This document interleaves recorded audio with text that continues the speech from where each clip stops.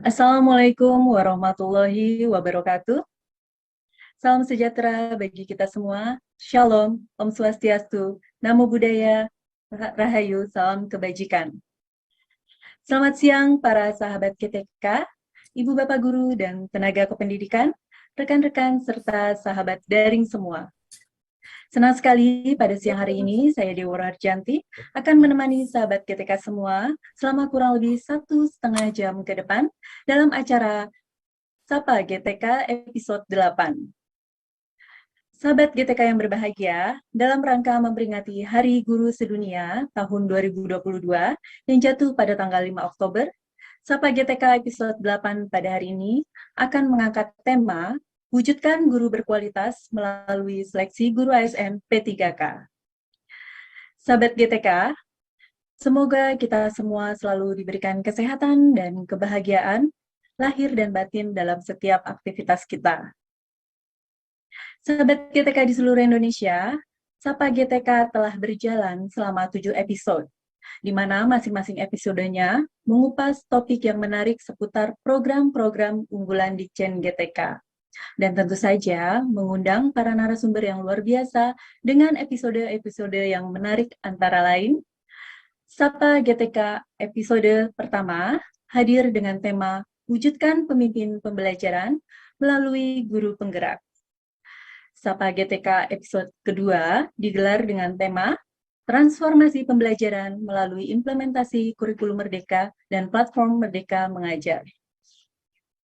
Sapa GTK episode ketiga digelar dengan tema Gotong Royong Memajukan Pendidikan melalui Program Organisasi Guru Penggerak.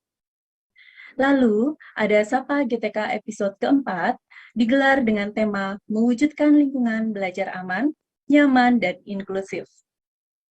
Lalu, ada Sapa GTK episode kelima hadir dengan tema Ciptakan Generasi Baru Guru Indonesia melalui PPG Prajabatan. Sapa GTK episode 6 digelar dengan tema Siap Implementasikan Kurikulum Merdeka, Ciptakan Pembelajaran Bermakna dan Berkualitas melalui asesmen awal dan pembelajaran terdiferensiasi. Dan yang terakhir, Sapa GTK episode ke-7 digelar dengan tema Yuk Jadi Guru melalui PPG Prajabatan.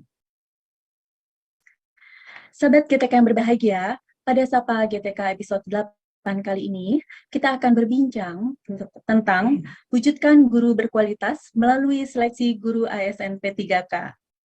Topik ini kami hadirkan dalam rangka memperingati Hari Guru Sedunia tahun 2022, di mana pada peringatan tahun ini, tema yang diangkat adalah transformasi pendidikan dimulai dari guru. Sahabat GTK yang berbahagia, Ditjen GTK Kemendikbudristek percaya bahwa guru sebagai agen transformasi pendidikan harus didukung oleh pemenuhan kesejahteraan yang baik. Kesejahteraan guru adalah komitmen Kemendikbudristek, dan untuk mewujudkan hal tersebut, Kemendikbudristek bekerja sama dengan Kemenpan RB dan Kemenq mengadakan pengadaan pegawai pemerintah dengan perjanjian kerja untuk jabatan fungsional guru pada instansi daerah tahun 2022 secara nasional, atau yang lebih dikenal sebagai Seleksi Guru ASN P3K. Bahwa seleksi guru ASN P3K ini bertujuan untuk memenuhi kebutuhan dan mendorong peningkatan profesionalisme guru di satuan pendidikan yang diselenggarakan oleh instansi daerah. Baik, sahabat GTK yang berbahagia, mari kita simak sambutan dan materi pengantar terkait seleksi guru ASN P3K oleh Profesor Dr. Nunu Suryani MPD, selaku Pelaksana Tugas Direktur Jenderal Guru dan Tenaga Kependidikan. Kepada Ibu Profesor Dr. Nunu Suryani MPD, silakan. Baik, terima kasih Mbak Dewi Woro untuk kesempatannya. Baik, Assalamualaikum warahmatullahi wabarakatuh. Salam sejahtera bagi kita semua. Om Swastiastu, Namo Buddhaya, salam kebajikan, Rahayu. Yang saya hormati pejabat di lingkungan Kemendikbudristek serta para tamu undangan, kemudian para narasumber Sapa GTK episode 8, Bapak Nur Sujito, Kepala Dinas Pendidikan Kabupaten Bojonegoro, yang dalam hal ini mewakili Ibu Bupati Bojonegoro, Bapak Adhika Ganindra, Koordinator Pokja Perencanaan dan Efektivitas, Kelembagaan, Sekretariat Ditjen GTK, Ibu Siti Ratma Suryani, Guru ASN P3K, Kabupaten Lombok Barat, Nusa Tenggara Barat, Bapak Ade Taufik Kurahman, Guru ASN P3K, Kabupaten Bogor, Jawa Barat, dan tentu para sahabat GTK peserta webinar Sapa GTK episode 8 yang berbahagia. Bapak Ibu yang saya hormati, sahabat Sapa GTK, puji syukur kita ucapkan kepada Tuhan Yang Maha Esa karena kita masih diberi kesempatan untuk hadir mengikuti agenda Sapa GTK 8 yang diselenggarakan oleh Ditjen GTK Kemendikbudristek. Saya mendoakan kepada semua dalam keadaan sehat walafiat serta selalu diberi berkah, kesehatan, dan kebahagiaan dalam menjalankan aktivitas kita sehari-hari. Dan terima kasih sebelumnya saya ucapkan atas kehadiran Bapak Ibu semua dalam agenda Sapa GTK 8 hari ini. Saya yakin sekali kehadiran kita semua dalam agenda ini merupakan bentuk dukungan terhadap program-program strategis Kemendikbudristek, khususnya program-program dalam lingkungan Ditjen GTK. Bapak Ibu yang saya hormati, webinar Sapa GTK adalah bagian dari upaya Ditjen GTK untuk mendukung transformasi pendidikan Indonesia. Webinar ini juga merupakan sarana komunikasi dan publikasi kepada masyarakat, khususnya guru dan tenaga kependidikan, dalam rangka mensosialisasikan program-program Kemendikbudristek supaya dapat berjalan dengan baik dan diketahui oleh masyarakat luas. Upaya komunikasi ini diperlukan agar program-program Kemendikbudristek mendapat atensi, dukungan, serta partisipasi yang baik oleh para guru dan teman pendidikan. Dan kali ini, Sapa GTK 8 mengangkat topik mengenai seleksi guru ASN P3K. Topik ini dihadirkan sekaligus dalam rangka memperingati Hari Guru Sedunia yang pada tahun ini mengusung tema transformasi pendidikan dimulai dari guru. Jadi Bapak Ibu, tema itu tentu sangat menarik dan hari ini saya akan menyampaikan bagaimana kebijakan Kemendikbudristek khususnya terkait dengan seleksi ASN P3K guru yang sebentar lagi akan dimulai. Saya akan berbagi layar Bapak Ibu agar kita bersama bisa menyimak paparan kebijakan Kemendikbudristek terkait dengan seleksi ASN P3K guru.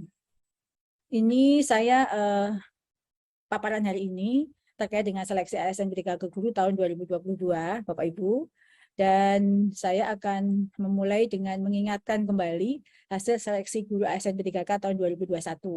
Kita ketahui bersama ya bahwa tahun 2021 kita sudah berhasil meluluskan 293.000 lebih guru lulus dan mendapatkan formasi, dan masih menyisakan pekerjaan rumah yaitu 193.000 lebih guru lulus passing grade namun belum mendapatkan formasi. Inilah PR kita bersama yang akan kita selesaikan di tahun ini dan tahun depan insya Allah. Nah, Bapak Ibu yang saya hormati, di layar dapat dilihat bahwa kita bisa mengetahui bahwa 97% guru ASN P3K lulus tahun 2021 telah terbit NI-nya ya, nomor induk PPPK-nya. Namun masih kami menghimbau kepada seluruh daerah untuk segera ya menyelesaikan proses penerbitan NI-nya dan tentu dilanjutkan dengan proses penggajiannya. Kita tahu saat ini berita yang kita terima masih banyak guru-guru yang mengeluh belum mendapatkan gajinya. Saya sudah mengeluarkan surat edaran dan mohon ini segera ditindaklanjuti untuk semua kepala daerah di seluruh Indonesia. Nah, selanjutnya ini di layar nampak ya peta kebutuhan guru termasuk guru agama. Saat ini kita butuh 2,4 guru. Namun ya kebutuhan itu sudah bisa dipenuhi dengan tersedianya guru ASN. Sekarang ada 1,2 juta guru. Kita punya guru ASN 1,3 juta. Namun di guru ASN tersebut hanya 1,2 saja yang memenuhi beban kerja. Ini ada kelebihan guru yang menumpuk di satuan-satuan pendidikan tertentu. Yang mana inilah yang nanti akan kita lakukan redistribusi. Itu untuk kelebihan guru ASN. Nah, non-ASN pun dari 724.000 lebih guru non-ASN masih ada kelebihan guru yang menumpuk di satuan pendidikan tersebut karena hanya 490.000 saja yang memenuhi beban kerja. Dan masih ada kekosongan guru berdasarkan data yang tersebut, meskipun kita punya kelebihan, ada guru yang berlebih, namun ada kekosongan guru karena banyak yang harus diredistribusi. Nah, kekosongan itu jumlahnya adalah 679.000 lebih. Nah, mata pelajaran apa saja yang kosong itu dapat dilihat di layar. Hanya 10 peringkat 10 besar mata pelajaran yang kosong yang harus segera kita adakan. Nah, Bapak Ibu yang saya hormati, terima kasih saya ucapkan kepada pemerintah daerah yang mempunyai komitmen yang tinggi terhadap seleksi ASN P3K guru ini, karena berdasarkan coaching klinik yang kita lakukan beberapa kali di seluruh Indonesia, beberapa region, nah kita bisa mendapatkan hasil formasi yang akan kita perebutkan oleh guru-guru sejumlah 319.000 lebih. Dari semula hanya 131.000. Jadi ada peningkatan 143%. Maka sekali lagi saya ucapkan terima kasih kepada Pemda yang punya komitmen yang tinggi. Namun saya tetap menghimbau kepada Pemda-Pemda untuk menyelesaikan tugas ini karena baru ada 41% saja formasi yang disediakan. Sisanya adalah 59%-nya akan kita selesaikan di tahun depan. Mari kita bersama-sama bersinergi untuk menyelesaikan tugas bersama kita ini. Nah, ini adalah lini masa ya, seleksi guru ASN P3K. Harapannya di bulan Oktober ini sudah dimulai penempatan sampai di awal November penempatan guru lulus passing grade.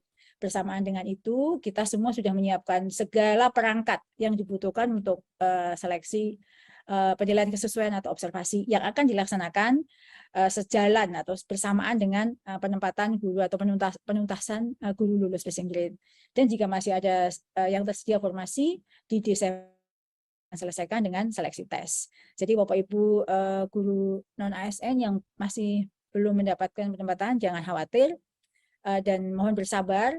Sebentar lagi kita akan mulai ya, kita lagi mempersiapkan semuanya dan berkolaborasi dengan seluruh KL lain agar pelaksanaan seleksi ASN P3K dapat berjalan baik. Jadi sabar saja, dalam waktu dekat kita akan memulai prosesnya. Ini kami punya sistem yang sudah terintegrasi di mana sistem ini sudah berkolaborasi dengan SSC ASN PKN, kemudian dengan Dukcapil, dan jika ada data yang berbeda akan segera dapat dideteksi, dan sistem ini juga bisa mendeteksi Bapak Ibu ini sebenarnya P1, P2, P3 atau P umum. Jangan khawatir ya, data kami sudah mendata semua guru-guru yang ada di dalam Dapodik ya. Jadi jangan khawatir akan keliru datanya karena semua sudah terintegrasi dalam sistem. Nah, Bapak Ibu yang saya hormati, kebijakan terkait dengan seleksi ASN P3K guru tahun 2022 ini mengacu pada Permen PAN RB yang sudah terbit untuk pelaksanaan seleksi guru tahun 2022. Jadi ada 3 mekanisme Bapak Ibu. Yang pertama adalah penyelesaian guru lulus passing grade yang jumlahnya 193.000. Lalu jika masih tersedia formasi melalui seleksi penilaian kesesuaian atau verifikasi. Kemudian jika masih ada formasi baru menggunakan mekanisme yang ketiga yaitu seleksi tes. Ini Bapak Ibu untuk penempatan mekanisme penempatan guru lulus passing grade. Nanti Bapak Ibu tidak usah memilih formasi karena sistem sudah akan begitu Bapak Ibu masuk ke akun SSC ASN-nya, maka sistem langsung bisa mengalirkan Bapak Ibu ini sebenarnya akan ada di mana, ditempatkan di sekolah induknya ataukah di sekolah lain di lingkungan Kementerian lingkungan daerah kewenangan tersebut, atau akan berpindah menjadi melamar JF lain karena JF Bapak Ibu tidak tersedia untuk saat ini. Jadi sistem sudah akan menuntun Bapak Ibu semua memilih langkah yang mana. Jangan khawatir, sistemnya akan sangat mudah. Bapak Ibu menggait Bapak Ibu untuk bisa mengikuti proses seleksi ini. Nah, namun Bapak Ibu, sekali lagi saya informasikan kepada seluruh guru ASN P3K dan seluruh daerah bahwa tidak seluruh guru yang lulus PG tahun 2021 akan dapat diangkat tahun ini. Karena memang masih ada sisa sekitar 17% yang belum mendapatkan penempatan yang dikarenakan banyak sebab. Ini ya, dapat dilihat. Yang satu ada kelebihan guru, kemudian ada juga sebab lain. Jadi sebab lain ya karena memang daerah belum mengusulkan. Ini Bapak Ibu bisa melihat di layar ilustrasi kelebihan guru itu seperti apa. Misalnya Kota Bima ya. Kota Bima di SD 6 Kodo Kota Bima. Untuk guru kelas kebutuhannya hanya 6, ASN-nya sudah ada 4, tapi non ASN yang ada di sana adalah 21. Sehingga ada kelebihan guru 19. Jika Bapak Ibu guru non ASN di SD 6 Kodo Kota Bima minta ditempatkan di sekolah induknya, Bapak Ibu bisa melihat apakah mungkin, ini contohnya yang seperti ini akan kita beri alternatif di sekolah lain di Kota Bima. Namun jika di Kota Bima sekolah lain semuanya sudah terpenuhi, maka inilah yang belum bisa diangkat di tahun ini. Ini adalah contoh ya. Nah, bagaimana jika guru lulus passing grade belum mendapat penempatan? Itu ada solusi lain. Jadi dapat mengikuti mekanisme penilaian kesesuaian dengan menggunakan jabatan fungsional lain. Misalnya dia itu sebenarnya guru IPA, ya. Saat itu melamar SMP, namun SMP sudah penuh, maka bisa melamar menjadi guru kelas.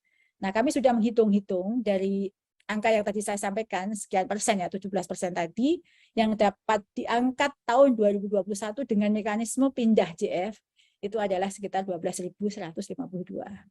Nah, maka nanti jika ada pilihan itu, begitu masuk ke akun, pilihan itu akan memberikan alternatif. Oh, saya nunggu tahun depan, saya bisa pindah ke JF lain. Nah, JF apa yang bisa Bapak Ibu pilih?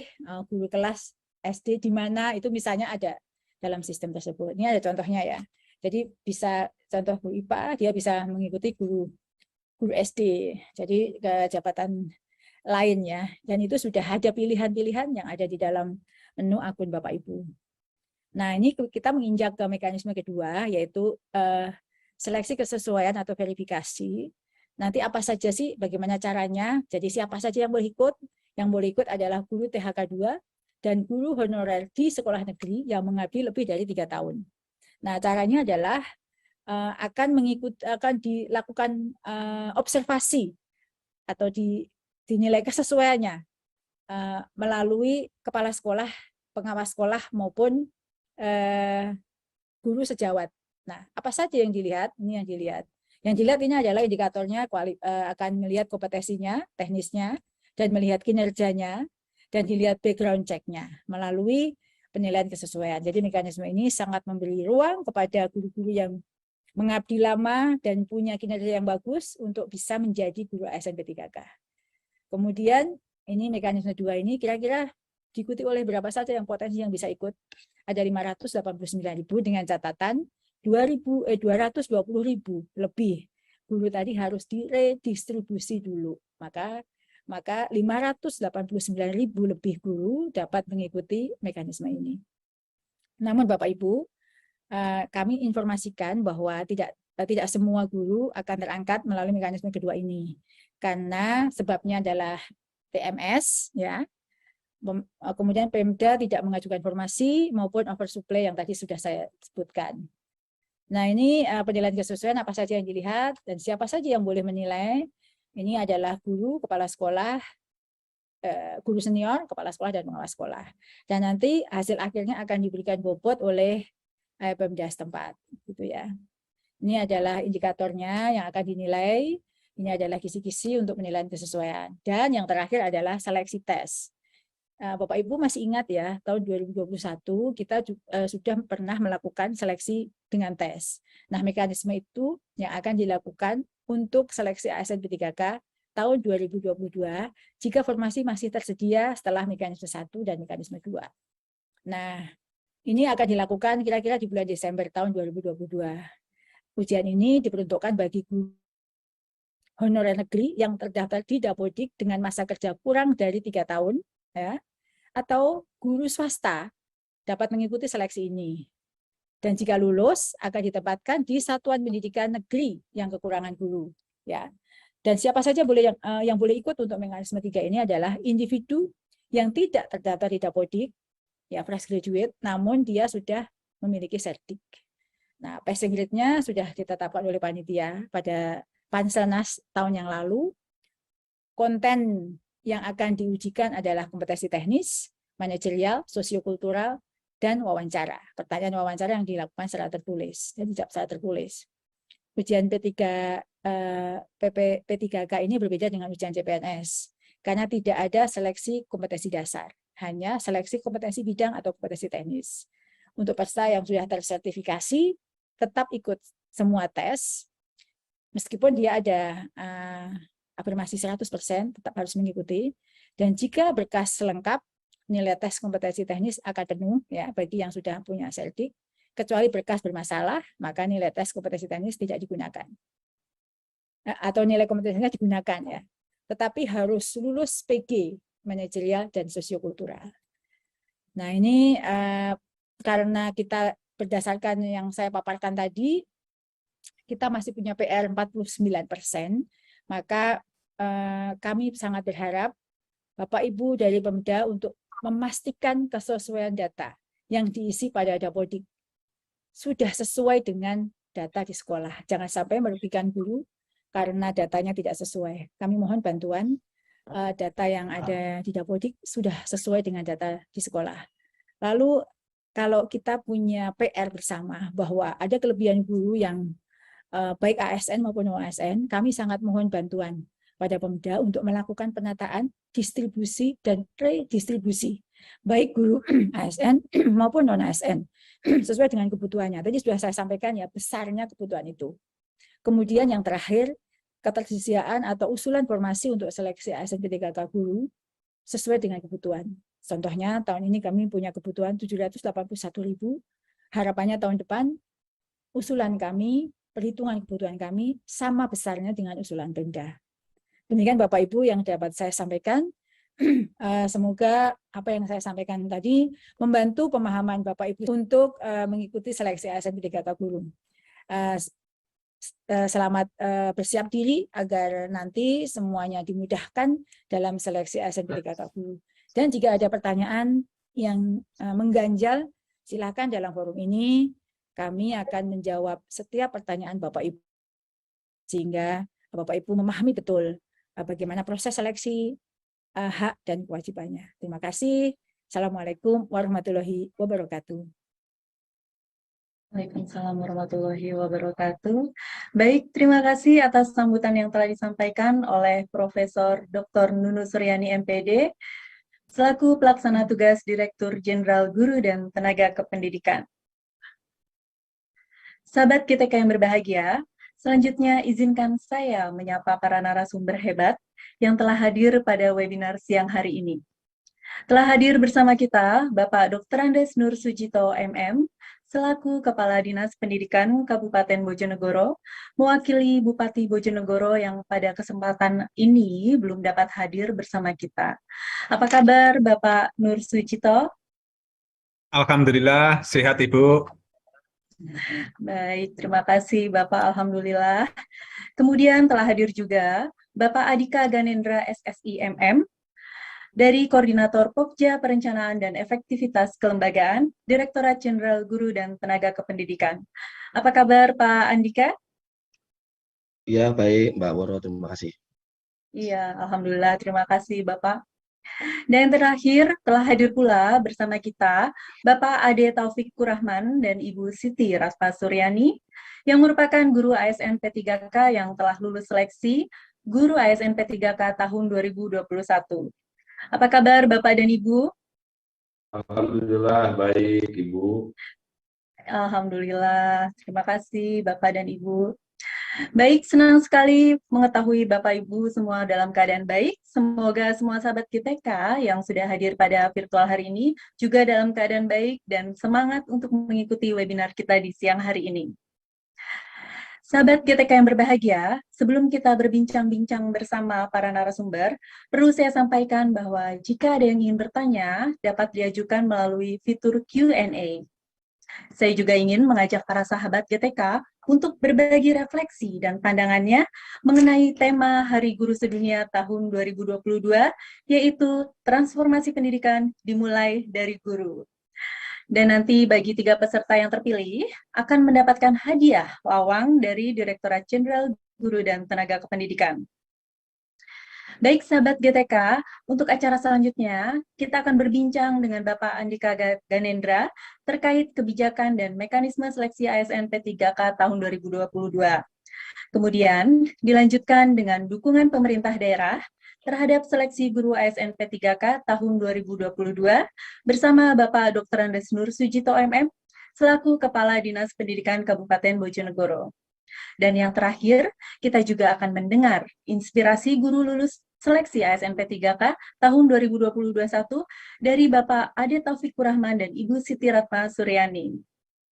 Baik, sahabat GTK, kita langsung masuk saja pada sesi diskusi dengan para narasumber hebat ini. Selamat siang, Bapak Adhika Ganendra. Siang, selamat siang. Iya, Bapak. Seperti kita ketahui bersama bahwa Kemendikbudristek sangat berkomitmen terhadap kesejahteraan dan perlindungan guru di Indonesia. Selanjutnya, boleh disampaikan, Pak, bagaimana kebijakan seleksi guru ASN P3K tahun 2022? Silakan, Bapak. Ya, baik, terima kasih. Saya izin share screen ya. Ya, silakan, Pak.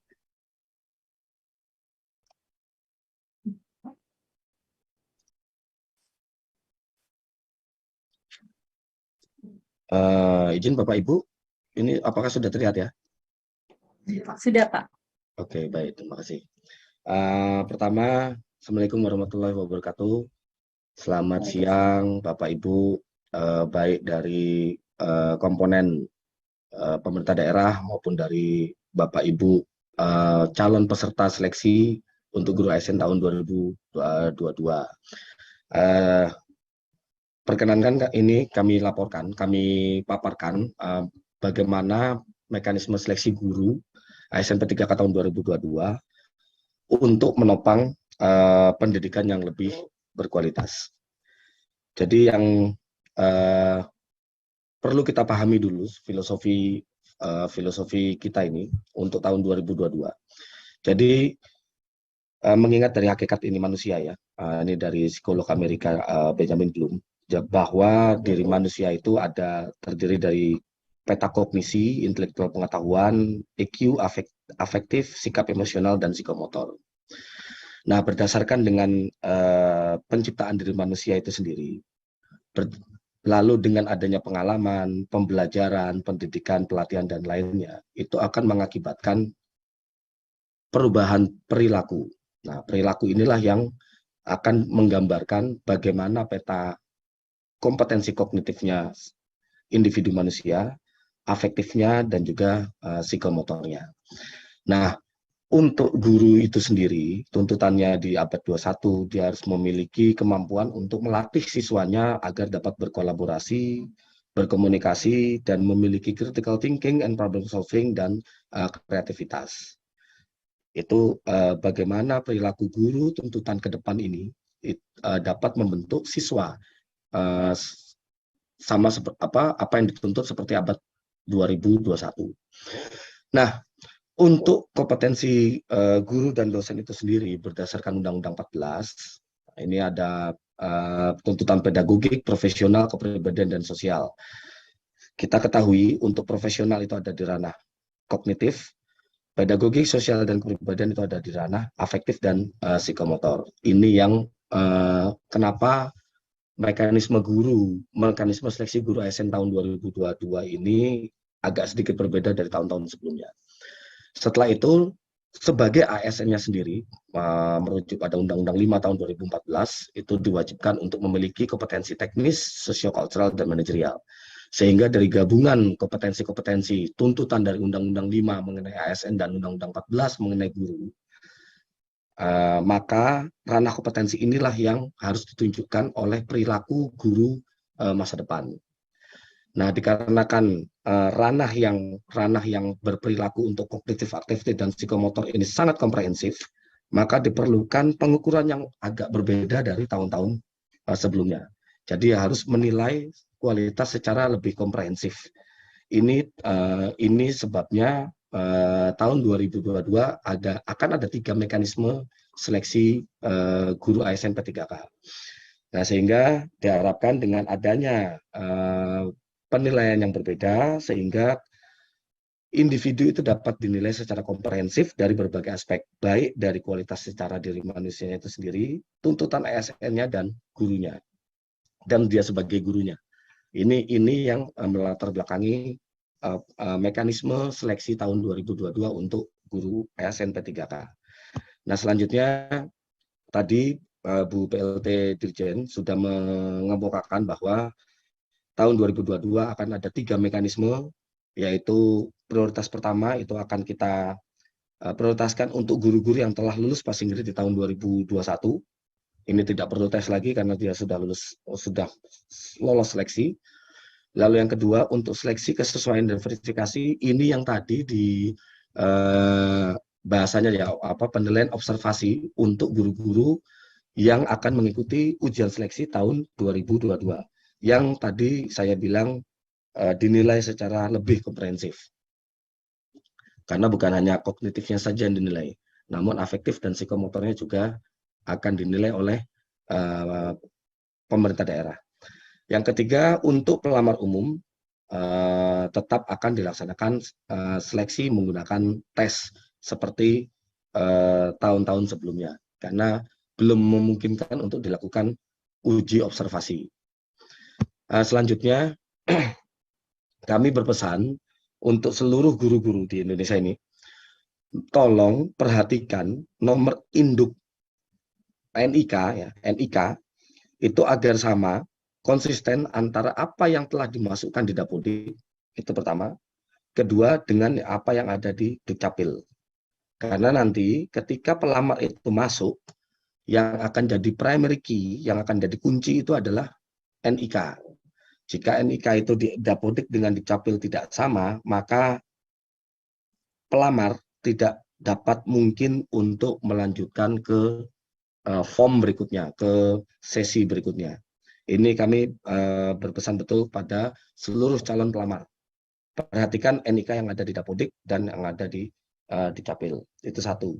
Yang kedua, minta tolong untuk diverifikasi kembali pemberkasan kualifikasi ijazah S1-nya melalui link di aplikasi Info GTK. Sudah, dengan adanya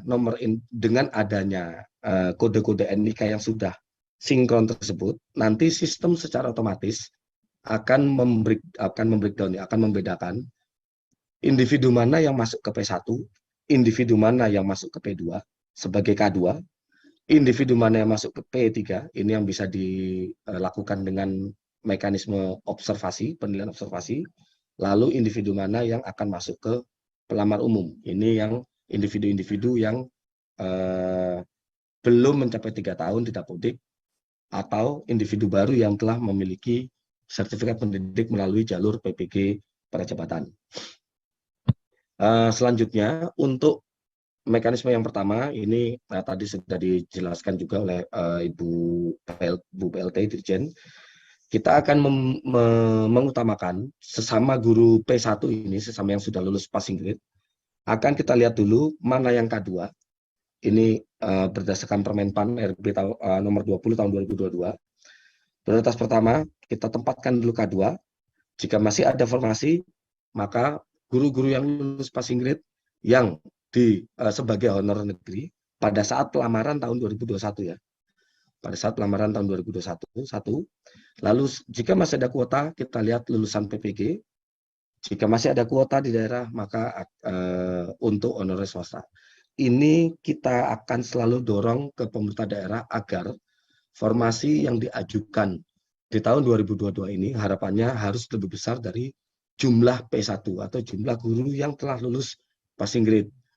Sehingga untuk kategori 1, 2, 3, dan 4 ini sampai dengan honorer swasta itu dapat diprioritaskan untuk penempatannya. Selanjutnya, jadi untuk P1 ketika dia sudah mendaftar di aplikasi SSCASN ini nanti, dia akan langsung diumumkan Anda akan ditempatkan di mana. Penempatannya akan di mana, setelah itu P1, individu P1 bisa melanjutkan proses berikutnya, pemberkasan dan persiapan untuk bertugas di sekolah penempatan. Jadi begitu dia daftar, langsung Anda adalah peserta P1 dan akan ditempatkan di mana. P1 itu adalah yang lulus passing grade ya. Nah, namun tadi merujuk dari Ibu PLT Dirjen juga mengemukakan bahwa ada beberapa mata pelajaran yang sudah jenuh di daerah. Itu jadi intinya ada beberapa mata pelajaran itu sudah penuh ada di daerah, jadi tidak mungkin bisa ditempatkan kembali. Nah, untuk hal-hal yang semacam itu, apabila ada P1, pelamar P1 yang belum dapat ditempatkan, dia dapat mengikuti pola observasi. Ini yang tadi dicontohkan juga di pembukaan tadi. Contoh misalnya ada individu P1 dia waktu itu memiliki latar belakang kualifikasi IPA. Padahal saat ini dia sedang mengajar di SD. Nah, ketika IPA itu ternyata sudah penuh di daerahnya dan tidak memungkinkan, ini karena tahun 2022 ini tidak akan ada individu yang saling menggeser. Jadi ketika ada honorer yang sedang menempati suatu sekolah negeri, itu tidak akan kita geser walaupun dengan individu-individu yang walaupun telah memiliki nilai yang lebih tinggi. Jadi sekolah induk itu akan mendapatkan prioritas, gitu kan. Nah, karena mungkin IPA, ini contoh aja ya, karena mungkin IPA di suatu daerah itu penuh, maka dia bisa melamar ke sebagai guru SD karena memang dia selama ini sebetulnya mengajar di SD. Nah, tapi dia tetap harus mengikuti pola observasi, pola penilaian kesesuaian untuk P2 atau P3 misalnya. Jadi dia mengikuti observasi P2 P3 sebagai guru SD. Karena dia kemarin kan lulusnya sebagai guru IPA. Nah, karena daripada dia menunggu sebagai guru IPA, menunggu ketersediaan, mungkin ada yang pensiun entah tahun 2024 atau 2025 misalnya, jika dia saya ingin bertarung di observasi, itu diperbolehkan. Dia akan mengikuti pola observasi di tempat di mana dia bertugas, misalnya di SD. Nah, semoga menang. Apabila dia menang, maka dia akan ditempatkan di sekolah tempat dia mengajar, di SD saat ini dia mengajar. Selanjutnya ini untuk P1, ini sudah kita ini ya, ini tidak untuk P1 tidak, intinya tinggal tunggu pengumuman yang ada di SSCASN ketika dia daftar ulang. Jadi jangan lupa untuk seluruh guru yang P1, walaupun Anda sudah memiliki passing grade P1, tetap Bapak Ibu guru P1 tetap harus mendaftar kembali, tetap harus melakukan aktivasi kembali ke aplikasi SSCASN. Nanti tinggal lihat pengumumannya melalui aplikasi tersebut, SSCASN tersebut akan ditempatkan di mana. Nah, sekarang kita konsentrasi untuk yang P2, yaitu penilaian observasi, baik untuk K2 maupun untuk guru honorer negeri yang telah mengajar minimal 3 tahun. Perlu diperhatikan di sini, bahwa individu yang dapat melamar ke P2 atau P3 itu guru yang saat ini sedang aktif. Ini agak berbeda dengan tahun 2001 kemarin. Untuk yang tahun 2022, kondisinya harus saat ini dia aktif. Nah, kalau dia kondisi saat ini aktif, dia bisa mengikuti observasi apabila dia telah memiliki 3 tahun masa tugas. Walaupun tidak berturut-turut, sekali lagi, walaupun tidak berturut-turut. Jadi, misalnya dia aktif ya di tahun 2022, 2021 dia tidak aktif, 2020 dia aktif, 2019 tidak aktif, 2018 aktif, 2015 aktif. Nah, ini ketika dikumulasikan lebih dari 3 tahun, dia diperbolehkan untuk mengikuti mekanisme seleksi observasi. Catatannya saat ini dia aktif. Existing saat ini dia sedang aktif. Selanjutnya, ini kami minta tolong ke Bapak Ibu di pemerintah daerah bahwa kita lihat di sini sebetulnya contoh untuk guru ASN. Kita punya guru ASN itu ada 1,3 juta. Namun yang memenuhi beban kerja itu hanya 1,2 juta.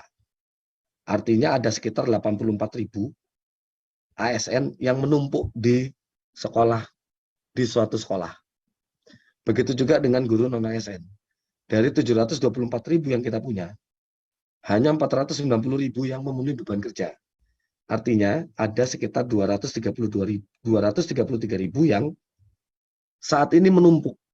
Saat ini menumpuk, itu yang tadi Bu PLT Dirjen juga sudah menjelaskan. Nah, pola observasi yang saat ini, adalah penilaian di mana tempat dia bekerja apabila sesuai dengan kebutuhan. Jadi kalau misalnya tadi dikemukakan oleh Ibu PLT Dirjen bahwa misalnya ada suatu sekolah kebutuhannya ada 3, namun guru non ASN-nya di situ ada 4, maka jumlah yang dapat diterima di sekolah tersebut maksimal adalah 3. Tidak bisa 4-4-nya diterima. Jadi sesuai dengan kebutuhan beban kerja.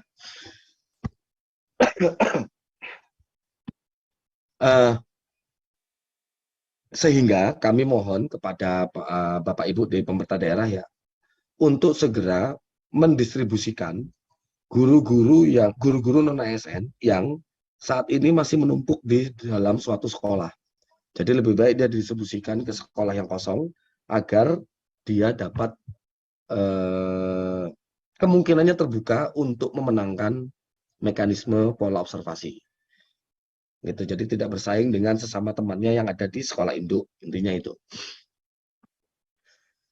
Selanjutnya, mekanisme untuk yang pelamar prioritas kedua dan prioritas ketiga, baik THK 2 ataupun guru honor negeri yang sudah lebih dari 3 tahun, ini masih sama. Jadi dia tinggal menggunakan aplikasi SSC ASN milik BKN, lalu ada pemilihan formasi, ada masa sanggah. Oh ya, di sebelumnya di sini juga ada seleksi administrasi oleh Pemda yang sebelumnya seleksi administrasi contoh untuk ijazah S1 itu pusat yang melakukan. Untuk tahun 2022 ini kita limpahkan ke Pemda. Jadi Pemda tidak perlu lagi memikirkan linearitas karena linearitas itu sudah tersistem. Sistem akan memilih apakah dia linear atau tidak. Nah, masalahnya kadang ada individu yang misalnya dia klik, dia mengakui bahwa saya ini jurusannya matematika, misalnya seperti itu, saya ini jurusannya matematika. Padahal ijazahnya adalah IPA, misalnya seperti itu. Nah, sistem akan mengakui dia sebagai guru matematika, maka linearnya kemana? Nah, kami minta tolong ke Bapak Ibu yang ada di pemerintah daerah untuk melihat kesesuaian antara pengakuan apakah dia matematika betul, gitu, dengan ijazah yang memang dia lampirkan. Jangan sampai nanti dia mengaku matematika, bukan mengaku berbohong maksud saya, mungkin dia salah klik atau ya salah pemilihan kualifikasi begitu. Tapi sebetulnya ijazah yang dia miliki adalah ijazah IPA. Nah ini yang jadi pemerintah daerah itu tinggal menilai kesesuaian saja, administrasi kesesuaian. Tidak perlu lagi melihat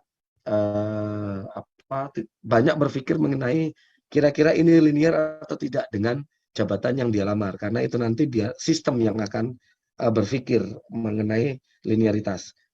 Pemda tinggal melihat kesesuaian antara berkas yang dia miliki dengan pengakuan yang ada di sistem. Untuk selanjutnya masih sama, ada administrasi, sanggah administrasi, lalu dia ikut seleksi kompetensi, sampai dengan pengumuman hasil, sampai dengan penempatan, semuanya masih sama seperti tahun 2021. Nah, ini kami informasikan bahwa Pemda saat ini kan tidak banyak yang tidak membuka formasi observasi P2 ataupun P3 sesuai dengan jumlah kebutuhan yang ada. Sini saya berikan ilustrasi, misalnya ini yang ada di Juknis ya, Kemendikbudristek di bab 4 bagian B nomor 3 butir I, huruf I. Misalnya ada 4 kebutuhan. Ilustrasinya misalnya ada 4 kebutuhan. Ada sekolah A, B, C, dan D. Ada 4 kebutuhan. Masing-masing kebutuhan juga sudah diisi oleh guru-guru non-ASN. Tinggal kita seleksi saja mana yang bisa ditempat, mana yang bisa diangkat. Namun misalnya Pemda dari 4 kebutuhan hanya mengusulkan 2 formasi observasi. 2 formasi observasi. Nah kemarin misalnya Pemda sudah memilih. Dia membuka formasi observasi untuk di sekolah A dan sekolah B. Sehingga sekolah C dan sekolah D itu tidak mendapatkan formasi. Nah, di sini, ini kami tekankan, di sini bahwa individu non-ASN, guru non-ASN, yang bekerja di sekolah C maupun di sekolah D, itu tetap bisa mengikuti mekanisme seleksi observasi. Guru non-ASN yang ada di sekolah C dan sekolah D, walaupun tidak dibukakan formasi oleh Pemda, dia tetap bisa melamar mengikuti seleksi mekanisme observasi P2 ataupun P3. Nah, misalnya ternyata yang menang adalah individu guru yang ada di sekolah A dan di sekolah B. Berarti nggak jadi soal. Karena sesuai lokasi pemenangnya, sesuai dengan formasi yang dibuka oleh Pemda. Namun bagaimana apabila yang menang adalah ternyata guru yang ada di sekolah C dan guru non-ASN yang ada di sekolah D. Nah, ini kami tidak membiarkan guru sekolah C dan sekolah D akan berpindah ke sekolah A dan ke sekolah B, sehingga nanti guru non-ASN yang ada di sekolah A dan sekolah B akan terusir. Ini yang kami jaga di tahun 2022.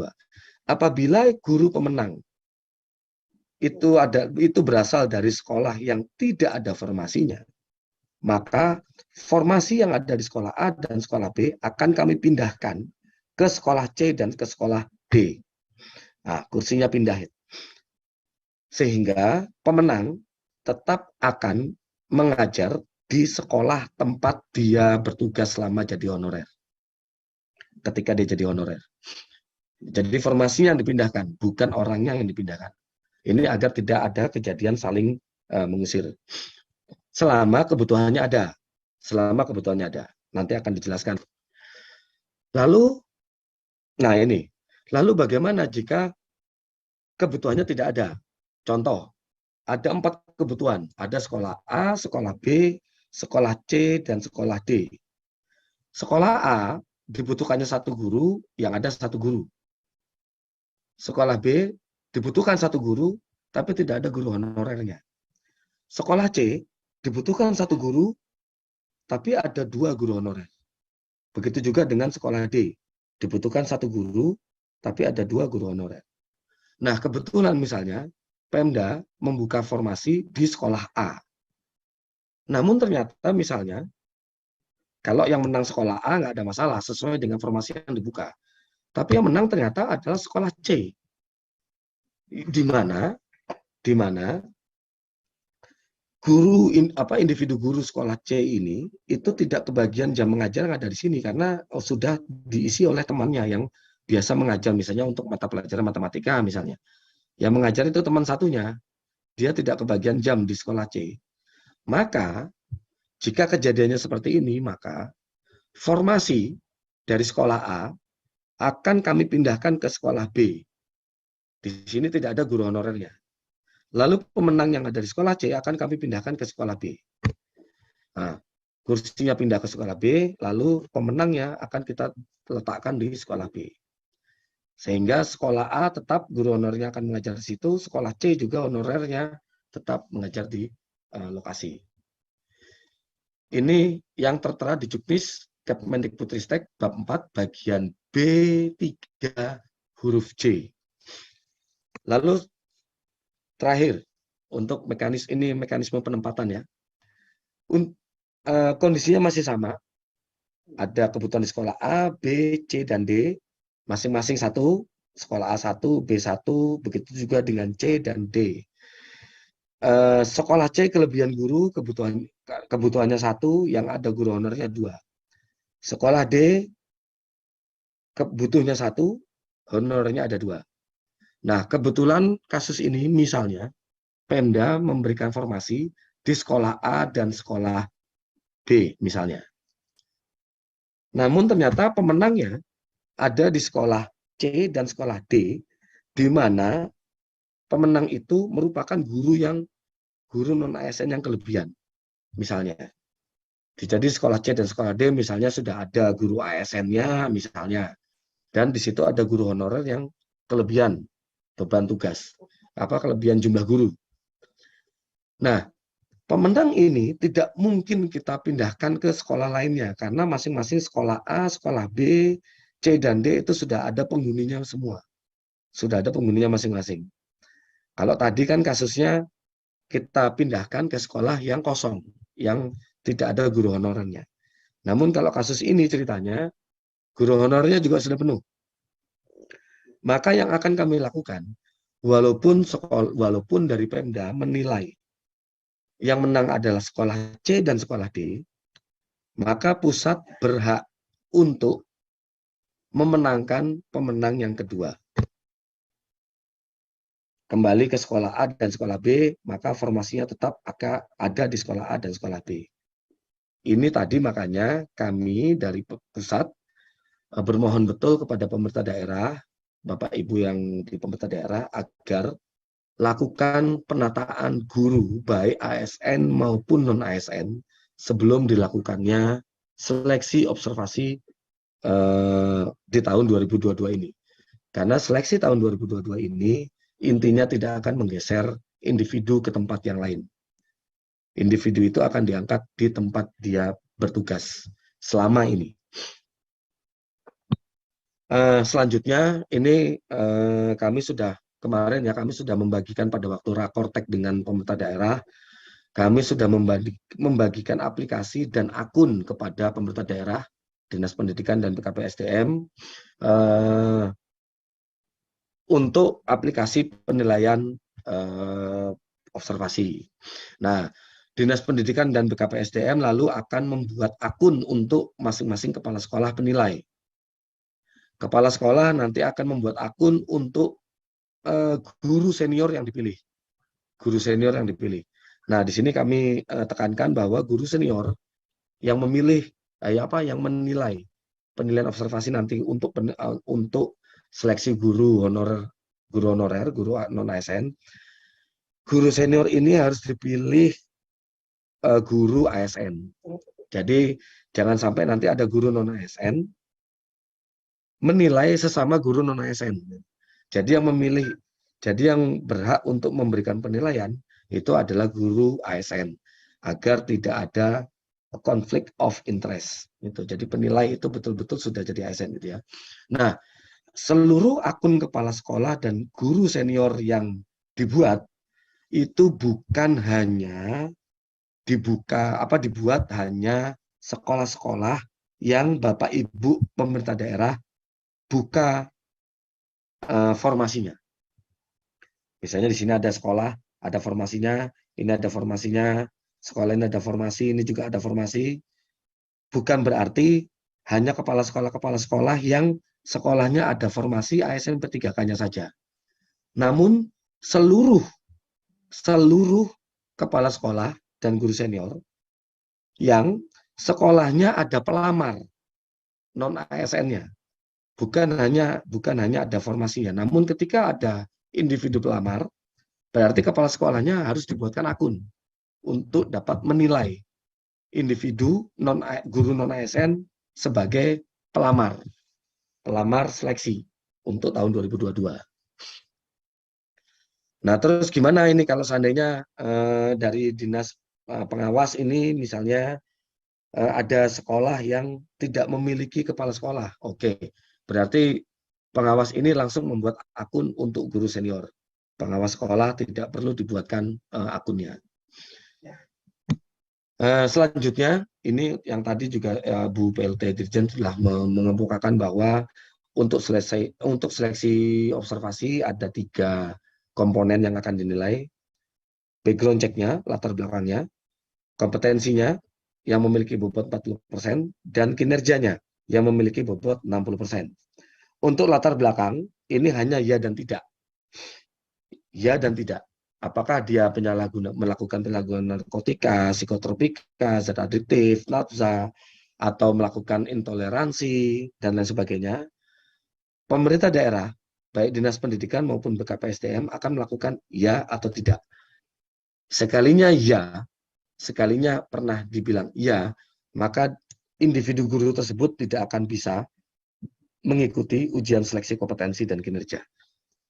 Jadi diharapkan ini karena guru diwajibkan untuk memiliki kompetensi sosial dan kepribadian juga ya, sehingga jika ada inkompetensi untuk masalah sosial dan kepribadian, maka dia langsung tidak bisa mengikuti ujian seleksi baik kompetensi maupun kinerja. Nah, selanjutnya untuk kompetensi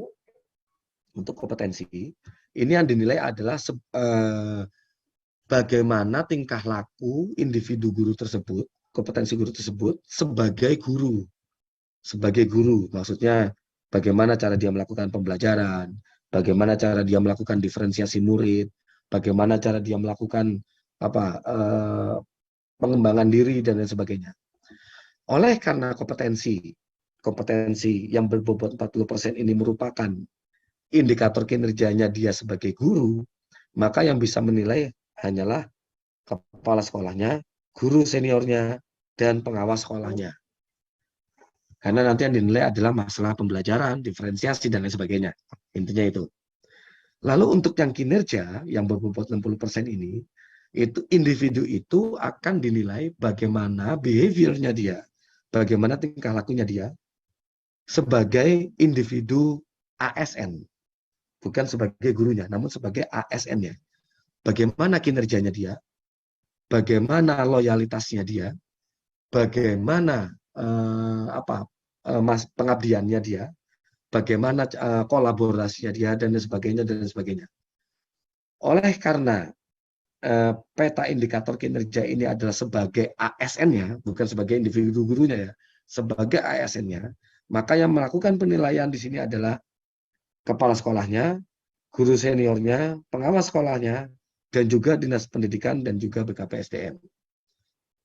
Ini ada bobot 60. Nah, ini nanti biarkan sistem gimana kalau seandainya kepala sekolahnya tidak ada, yang ada hanya guru senior dan pengawas, maka pembobotan akan dilakukan, kepala sekolahnya tidak ada, guru seniornya akan dapat bobot 60%, pengawasnya juga akan dapat 40%. Bagaimana jika yang ada hanya kepala sekolah dan guru senior? Tidak ada pengawasnya. Oke, berarti kepala sekolah dapat bobot 70%, guru senior dapat bobot 30%. Ini nanti Bapak Ibu bisa membaca lebih detail lagi Juknis Kemendikbudristek yang sudah kita keluarkan untuk penilaian observasi.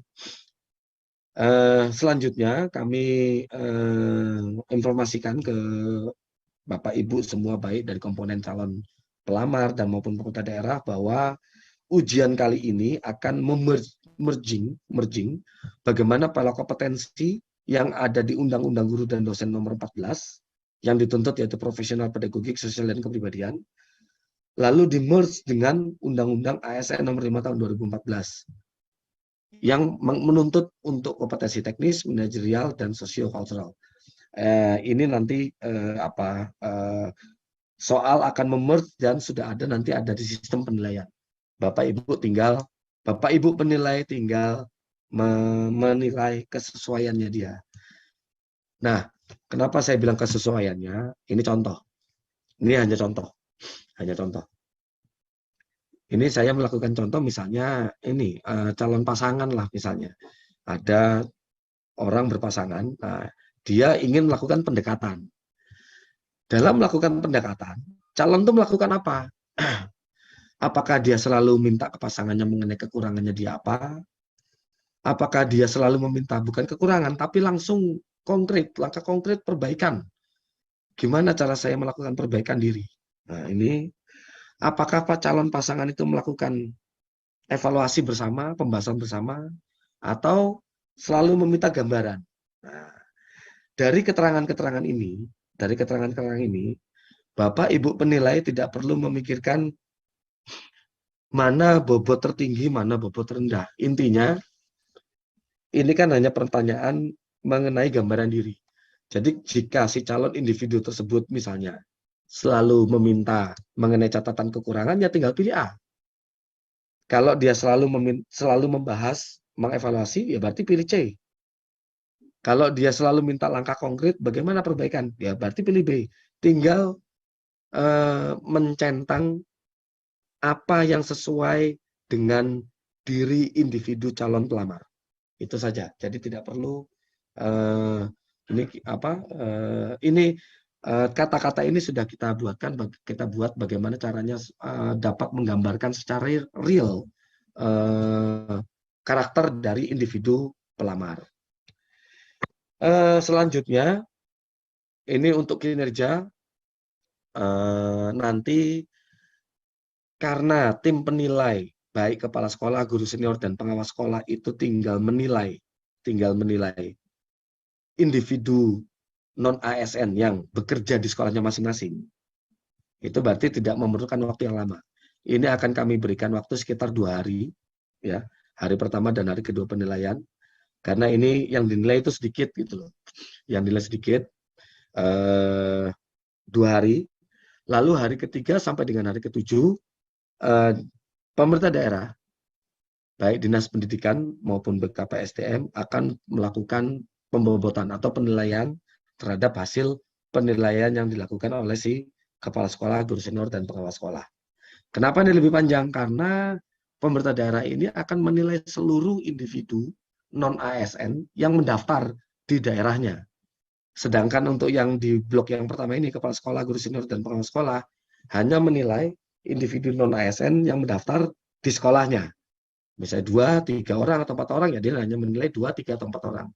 Sedangkan pemerintah daerah akan menilai seluruh individu non-ASN yang ada di daerahnya, yang melamar.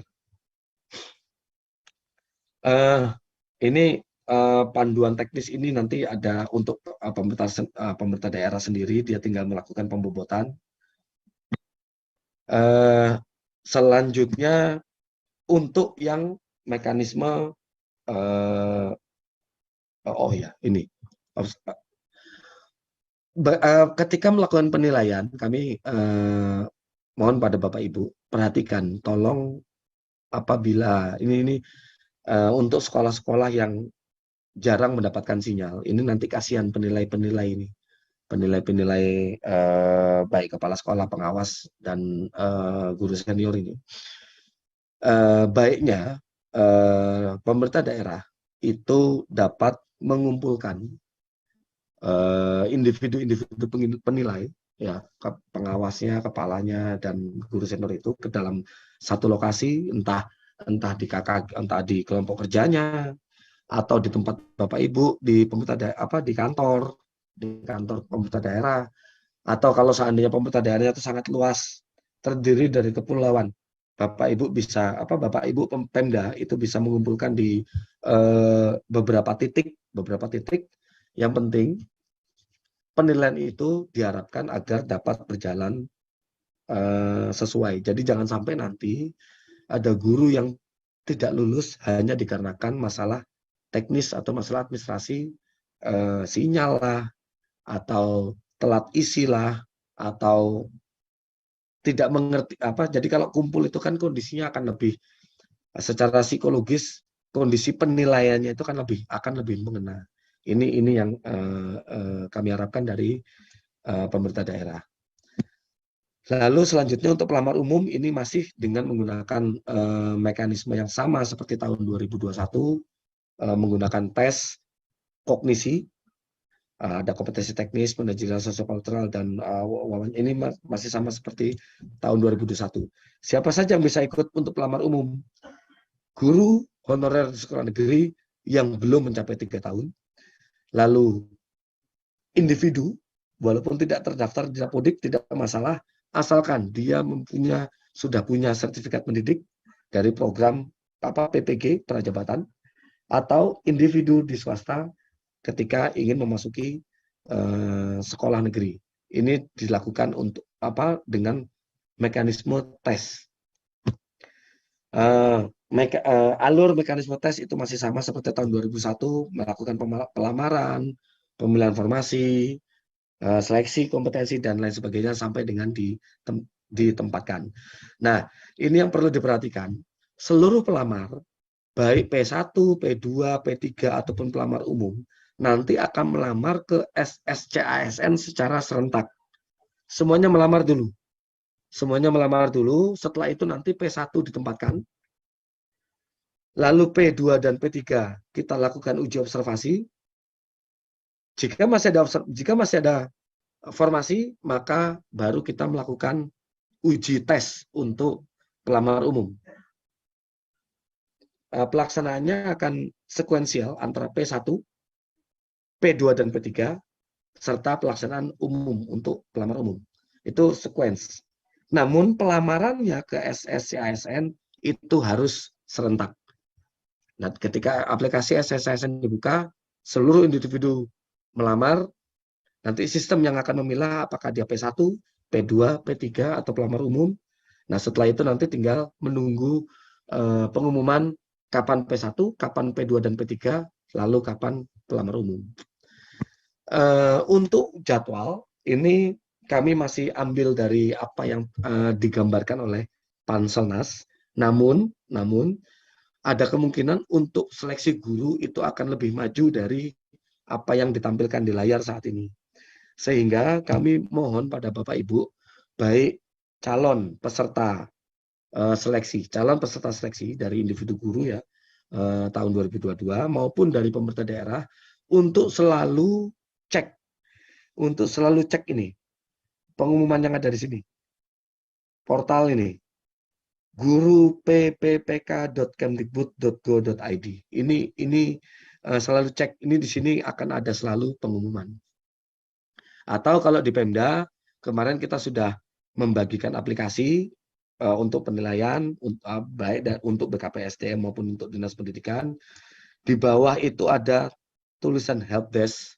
Nah, itu tinggal diklik saja, itu akan masuk ke pelayanan. Nah, di situ untuk portal ini itu akan ada updating pengumuman.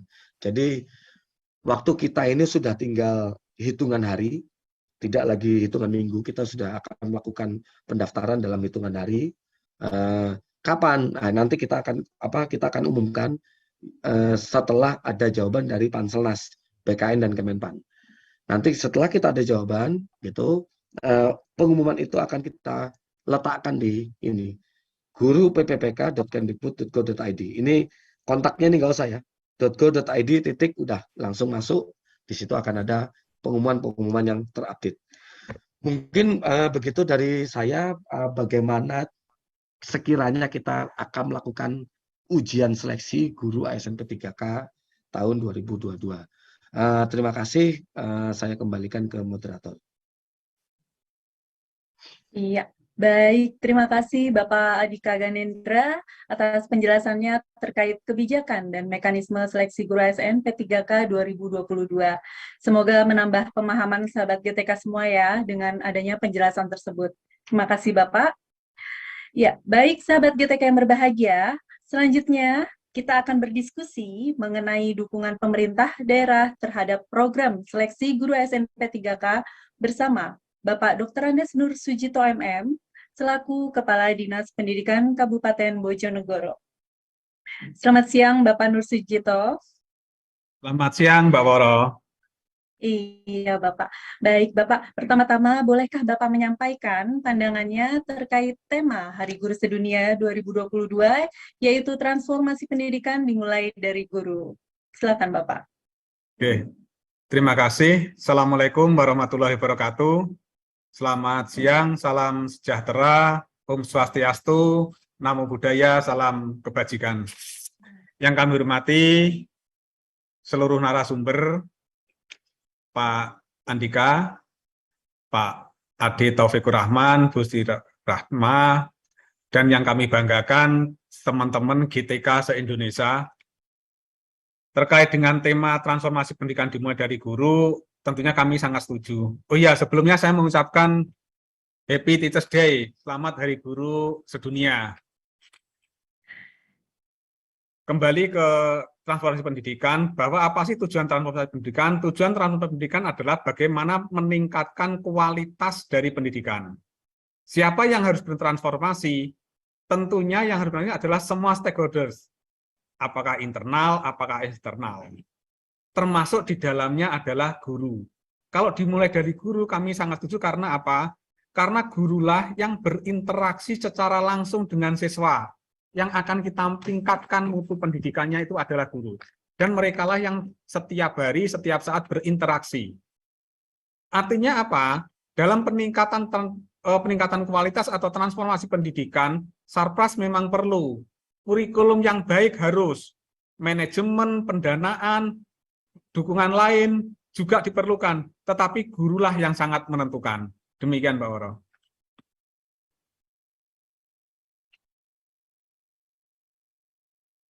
Terima kasih. Ya, terima kasih Bapak Nur Sujito sudah berbagi pandangannya.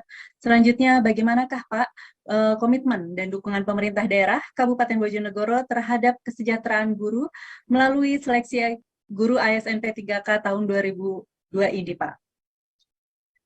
Ya, kami Dinas Pendidikan Pemerintah Kabupaten Bojonegoro sangat berkomitmen, Mbak Woro, terhadap seleksi PPPK tahun 2022 ini. Kami tahun ini membuka formasi 3.942 formasi. Dan alhamdulillah semuanya sudah disetujui oleh kementerian yang nantinya kita akan nanti bersama-sama kita isi melalui seleksi PPPK tahun 2022 ini. Dari 3.942 itu, Mbak Woro dan juga teman-teman GTK semua, ada 1.129 rekan-rekan yang lulus PG, yang P1. Yang P1 1.129. Yang P2, THK 2 ada 17. Yang P3 itu 1.833. Yang P3. Jadi di Bojonegoro P1, P2, P3 insya Allah tercover semua. Dan masih ada untuk P umum 1.000 sekian formasi. Itu bentuk dukungan kami. Kenapa seperti ini? Itu kami buka sebesar-besarnya bahwa pemerintah daerah itu dibentuk sesuai undang-undang pemerintah daerah. Coba kita cek di undang-undang pemerintahan daerah, urusan wajibnya itu nomor 1 adalah urusan pendidikan. Nomor 1 urusan pendidikan. Jadi setiap APBD-nya kabupaten, kota maupun provinsi bisa kita cek, itu nomor 1 pasti dinasnya dinas pendidikan. Bahkan regulasi menstate harus 20% APBD itu untuk pendidikan. Itu komitmennya kami Kabupaten Bojonegoro berkomitmen untuk itu. Yang ketiga yang disampaikan terkait dengan komitmen, di akhir 2021 Mbak Woro dan juga teman-teman semua yang hadir, pada tanggal 13 Desember 2021, itu Kementerian Keuangan berkirim surat kepada seluruh kabupaten, kota, dan provinsi, menyatakan bahwa honor untuk PPPK itu termasuk dalam komponen DAU, dana alokasi umum. Saat itu kami Bojonegoro tersentak juga, karena di 2021 itu kami sudah ditransfer dana itu 70 miliar, yang alokasinya untuk 3.000 PPPK, ternyata kami yang dibuka hanya 351 tahun 2021. Nah, itulah kemudian kami perbaiki di tahun 2022, yang dari kementerian hanya mensyaratkan 3.177 formasi, kami di Bojonegoro membuka seluruh kebutuhan di jenjang pendidikan dasar, baik SD maupun SMP. Makanya ketemu angka 3.942, itu bukan angka awangan, tapi angka kami berdasarkan Anjap ABK. Dan yang keempat, kenapa kami membuka lowongan sebesar itu? Karena juga ada surat edaran dari Kemenpan, ini sebenarnya Kemenpan diajak juga ini, surat edaran dari Kemenpan bahwa Kemenpan tanggalnya itu 28 November, tanggal 31 Mei, surat edarannya Mei kemarin, bahwa surat edaran Kemenpan itu mendasarkan kepada pasal 6 Undang-Undang 5 2014 tentang ASN, bahwa unsur aparatur negara, artinya yang bekerja di instansi negara, itu harus berstatus ASN. Status ASN itu siapa? Yaitu statusnya PNS atau PPPK. Nah, sekolah-sekolah negeri, baik SD maupun SMP, itu kan semuanya instansi negara itu, Mbak Woro. Sehingga semua kebutuhannya 3.900 ini kita buka. Apakah 3.900 itu di Bojonegoro sudah mencukupi? Belum. Kami belum. Karena apa? Kami cut off-nya itu adalah data per Maret 2022. Sehingga senior-senior kita, guru-guru yang pensiun di bulan April, bulan Mei, bulan Juni, sampai nanti bulan Desember, itu masih ada space yang kosong yang tetap harus kita isi.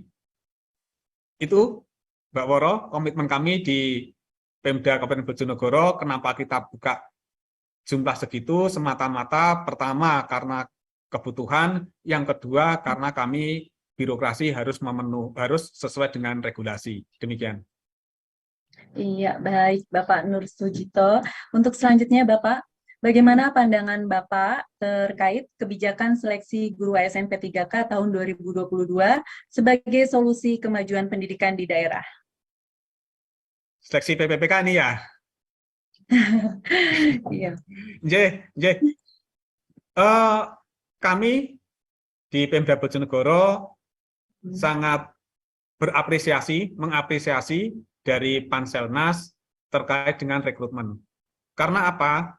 Karena ada klaster, ada prioritas, kami mengartikan bahwa rekrutmen PPPK tahun 2022 ini tidak hanya mengutamakan mutu dan kualitas, tapi namun juga menghargai kualitas. Bahasa saya seperti itu. Mutu dan loyalitas tercermin dari harus K1, harus P1 yang harus PG. Tetapi menghargai loyalitas dibukalah P2 maupun prioritas ketiga. Dan kalau masih ada sisa, kembali ke kualitas lagi dengan dibuka P4 atau pendaftar umum. Yang kedua, kenapa kami berapresiasi, semuanya by system. Semua by system. Saya terima kasih semua by system. Sehingga meminimalisir unsur subjektivitas dari baik Panselnas maupun Panselda. Dan yang lebih penting lagi, meminimalisir sakwasangka dari rekan-rekan GTT maupun dari stakeholders yang lain. Saya dari Pemkab Bojonegoro, terima kasih Pak Ganindra, saya terima kasih Pak Ganindra yang sering mensosialisasi pada kami matur suwun sekali dengan pola rekrutmen seperti ini, artinya apa? Tadi itu kualitas dijaga, tapi loyalitas juga tetap dihargai. Itu Mbak Woro yang bisa kami sampaikan. Iya, baik. Terima kasih Bapak Nur Sujito atas komitmen dan dukungannya. Dan untuk pertanyaan terakhir, Bapak, boleh disampaikan pesan ataupun ajakan kepada pemerintah daerah lainnya, Pak, untuk memberikan perhatian dan dukungannya kepada guru-guru. Ya, silakan Bapak. Agak berat saya ini. Begini. Pemda dengan undang-undang pemerintah daerah, sesuai dengan kewenangannya, setiap pemerintah daerah pasti mempunyai kebijakan yang tidak sama, mempunyai orientasi yang sangat mungkin berbeda. Namun, dari berbagai variasi kebijakan tersebut, harus kita ingat bahwa urusan pendidikan tetaplah menjadi urusan wajib yang nomor urutnya adalah nomor urut 1. Bahkan, regulasi juga mendeklar bahwa, menstate bahwa 20% APBD itu harus untuk urusan pendidikan. Di antara 20% anggaran inilah yang kita cukupkan untuk formasi guru agar mereka bisa berstatus ASN atau yang sekarang statusnya PPPK. Karena apa? Semoga dengan kejelasan status ini, status kepegawaian guru tadi yang PPPK, menjadikan kualitas pendidikan Indonesia menjadi lebih baik. Itu tujuannya. Sekali lagi, tujuannya adalah supaya kualitas pendidikan menjadi lebih baik. Dan mengulang dari yang tadi, harus kita ingat bahwa transformasi pendidikan dimulai dari guru. Demikian, Mbak Woro. Iya, baik. Terima kasih Bapak Nur Sujito. Mudah-mudahan banyak pemerintah daerah lainnya yang terinspirasi ya Bapak untuk memberikan komitmen penuh terhadap kesejahteraan guru di daerahnya. Terima kasih banyak Bapak. Baik sahabat GTK, kini kita akan berdiskusi mengenai inspirasi dari guru ASN P3K yang telah lulus seleksi ASN P3K di tahun 2021.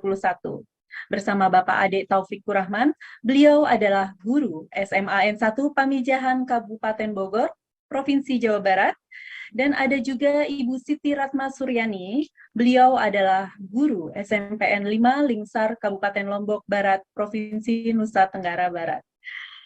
Selamat siang Bapak Ade dan Ibu Siti. Selamat siang, Bu.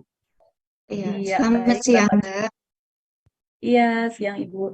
Baik, ada beberapa pertanyaan untuk Bapak dan Ibu. Namun pertama-tama bolehkah Bapak dan Ibu berbagi pandangannya nih terkait tema Hari Guru Sedunia 2022, yaitu transformasi pendidikan dimulai dari guru. Oke, terima Silakan, kasih Pak Ade. Ibu. Ya, terima kasih Ibu. Assalamualaikum warahmatullahi wabarakatuh. Salam, Om Swastiastu, Namo Buddhaya, salam kebajikan, rahayu. Terima kasih Ibu moderator yang telah memberikan kesempatan kepada saya, dan juga salam sejahtera untuk dan salam sehat, salam hebat untuk para pembicara dan narasumber. Pandangan saya terhadap tema Hari Guru Sedunia tahun 2022 tentang transformasi pendidikan dimulai dari guru, kita mengingatkan bahwa guru adalah ujung tombak dari kurikulum. Guru adalah pemain inti dari kurikulum. Guru itu apapun kurikulumnya, guru profesional yang akan menuntun kurikulum mencapai tujuan. Guru harus mempunyai banyak meningkatkan kompetensi dirinya dalam melakukan pembelajaran di kelas, dan juga transformasi oleh guru itu harus dimulai dari dirinya, sesuai dengan nilai yang harus dimiliki oleh guru, nilai kemandiriannya, mengembangkan dirinya, dan mengembangkan orang lain, nilai reflektifnya, nilai kolaborasi, nilai inovatif, dan juga nilai keberpihakan pada siswa. Semua harus dimulai dari guru. Dan guru harus menyadari tentang profesionalnya dalam menuntun dan membimbing siswa untuk mencapai harapan-harapannya. Itulah yang membuat bahwa guru memang harus memulai untuk transformasi pendidikan. Guru harus bisa mau bergerak untuk melakukan transformasi pendidikan sehingga mencapai pendidikan yang berkualitas di Indonesia. Itu idealisnya. Sehingga diharapkan dari mulai diri guru itu bergerak dalam mencapai dan bersama-sama untuk menjadi bagian dari transformasi pendidikan. Demikian Ibu Doro. Iya, terima kasih kepada Bapak Ade. Lalu dilanjutkan kepada Ibu Siti. Silakan Ibu.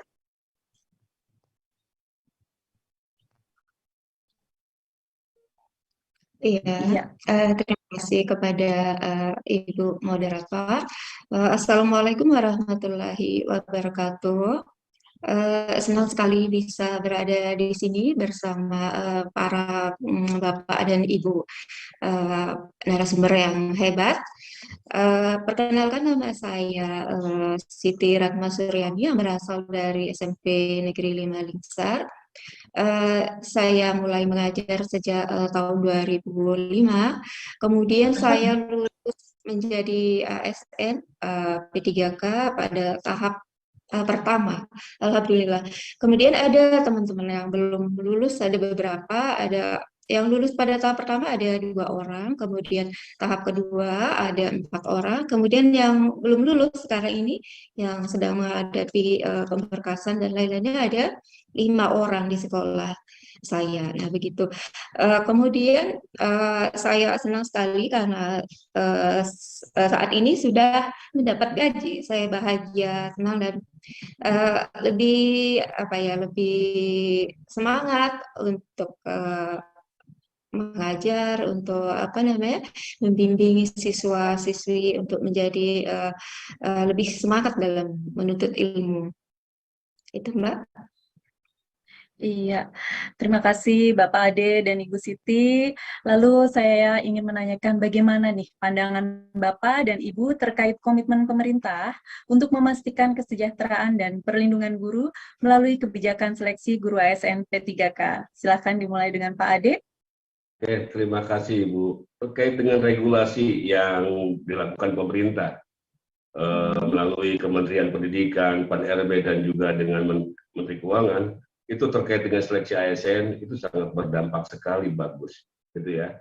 Dan ini juga merupakan salah satu dampaknya, yaitu adanya perlindungan hukum terhadap kami sebagai guru dalam melakukan profesi kami. Yang pertama itu, yang kedua juga ini terkait dengan kesejahteraan yang didapatkan dari guru. Di sini kami dari honor tadinya dan juga diangkat menjadi ASN, jadi ada perlindungan hukum, dan ini juga yang membuat akan berdampak pada karir di masa depan. Bu, kebijakan ini regulasi sangat bagus, regulasi ini sangat bisa dipertanggungjawabkan, dan di sini peran negara yang keberpihakan kepada kami guru, dan mudah-mudahan ini komitmen ini terus berjalan walaupun banyak tantangan yang dihadapi terkait dengan regulasi ini. Demikian, Bu. Iya, terima kasih Pak Ade. Lalu selanjutnya Ibu Siti, silakan Ibu. Pandangan saya tentang komitmen pemerintah dalam seleksi ASN guru P3K, saya sangat menyambut gembira dan senang gitu, karena hal ini sudah kami tunggu sejak lama ya. Untuk menjadi seorang ASN, kemudian mendapat kejelasan status, kemudian mendapat honor atau gaji setiap bulan, sudah kami tunggu sejak lama. Jadi karena adanya P3K ini, kami bisa memperoleh kesejahteraan yang lebih baik. Karena kita tahu sebelum-sebelumnya atau sewaktu kita sebagai honorer, kita sangat kurang dalam kesejahteraannya. Jadi kita hanya bisa untuk membeli kuota dan untuk transport. Tapi karena rasa cinta kita terhadap dunia pendidikan, ya itu yang menyebabkan kita terus semangat dalam mendidik generasi penerus bangsa. Itu Mbak dari saya. Iya, baik Bapak Ade dan Ibu Siti. Kini sudah diangkat menjadi guru ASN P3K ya Bapak dan Ibu. Boleh diceritakan kepada kita semua nih Bapak dan Ibu, dampak apa yang Bapak dan Ibu rasakan setelah menjadi guru ASN P3K? Silakan kepada Pak Ade, mungkin bisa diceritakan kepada kita sedikit dampaknya. Terima kasih. Ya, Alhamdulillah Bu. Kalau berbicara tentang dampak itu ada positif dan negatif. Tapi yang saya rasakan itu banyak dampak positifnya. Yang pertama tadi saya jelaskan bahwa regulasi yang dilakukan oleh pemerintah melalui seleksi ASN P3K ini berdampak kepada saya di antaranya yang berkaitan dengan kesejahteraan. Bu Siti juga mengatakan bahwa penurunan gaji dan tunjangan. Selain itu juga dampak yang kami rasakan yaitu kami mendapat kesempatan untuk meningkatkan kompetensi kami melalui program-program yang diselenggarakan oleh pemerintah, seperti program PPG yang alhamdulillah hari ini saya mengikuti program itu, dan itu juga dari salah satu dampak dari ASN P3K. Dampak lain yaitu adanya pelindungan hukum. Jadi kami merasa tenang ketika kami menjalankan profesi kami sebagai guru. Kami merasa tenang adanya payung hukum yang melindungi kami. Yang selanjutnya yaitu ada dampak yang paling penting, yaitu kami dapat insya Allah meningkatkan kualitas pendidikan yang berpihak pada siswa. Karena kami itu semuanya berfokus dan kami semuanya itu ingin pembelajaran itu berdampak siswa, dan dari kesejahteraan kami yang ditingkatkan, dan kami imbasnya kami berupaya untuk meningkatkan kualitas pendidikan untuk peserta didik kami menuju harapan-harapannya. Demikian, Bu. Iya, silakan kepada Ibu Siti. Ya, dampaknya bagi saya, dalam hati saya lebih tenang, lebih senang gitu, lebih bahagia karena kita sudah bisa membeli apa yang kita butuhkan dalam konsumsi sehari-hari atau untuk kegiatan belajar mengajar gitu. Jadi atau pulsa atau transport, jadi udah kita tidak begitu pikirkan karena ada setiap bulan yang akan kita terima gitu. Kemudian dampaknya bagi anak, mungkin anak lebih leluasa kita berikan misalnya bahan ajar yang ini yang kita harus peroleh lewat HP atau yang kita harus fotokopi atau kita harus print gitu. Jadi masalah biaya gitu sudah lebih lebih apa ya, tidak terlalu apa ya berarti bagi kita setelah menjadi ASN.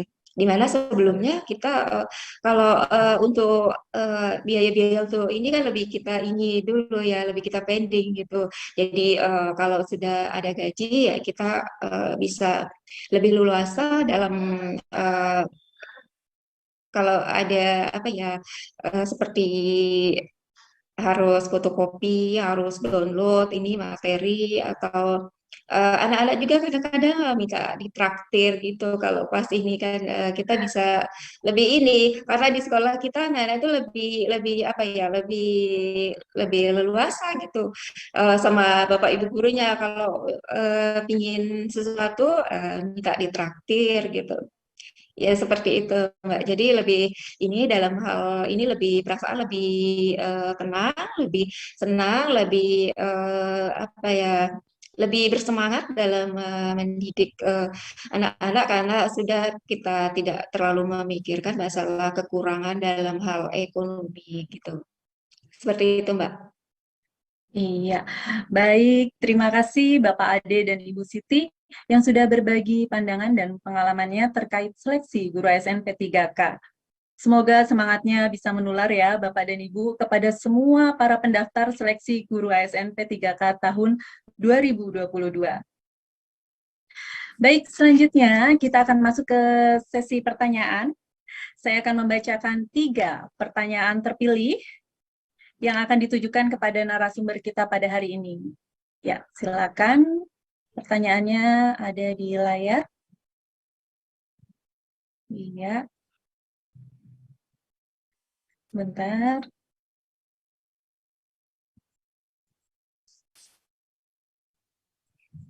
Iya, ini ada pertanyaan untuk Pak Adhika Ganendra dari Ibu Erina Vega Aisyah.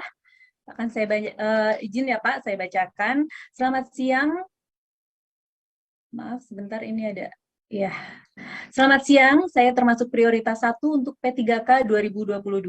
Jika nanti di sekolah induk yang masuk penempatan bukan nama saya, apakah saya bisa mengajukan sanggahan? Karena di Excel by name yang beredar, sekolah induk saya ditempati oleh guru lain tuh Pak. Bagaimana Pak jawabannya? Silakan Pak Andika. Yang pertama mengenai Excel dulu. Excel itu sudah diklarifikasi oleh Bu PLT Dirjen bahwa itu sebetulnya bukan file resmi dari Kemdikbud, itu satu. Terus yang kedua, di slide yang ketiga atau keempat tadi, bahwa prioritas untuk penempatan itu kami lakukan pertama K2 dulu. K2 baru honor negeri pada saat mendaftar ASN P3K tahun 2021. Honor negeri, setelah itu PPG prajabatan, baru ke guru swasta. Nah, dari situ nanti di ranking. Nah, jadi yang kami ambil itu status apakah dia K2 atau honor negeri atau swasta itu bukan berdasarkan dari kondisi saat ini, tapi pada saat dia status P1, pelamar P1 di tahun 2021, dia itu sebagai apa? Apakah swasta atau PPG atau negeri atau K2. Nah, itu yang kita urutkan. Nah, dalam pengurutan itu pun nanti kita bandingkan antar nilai.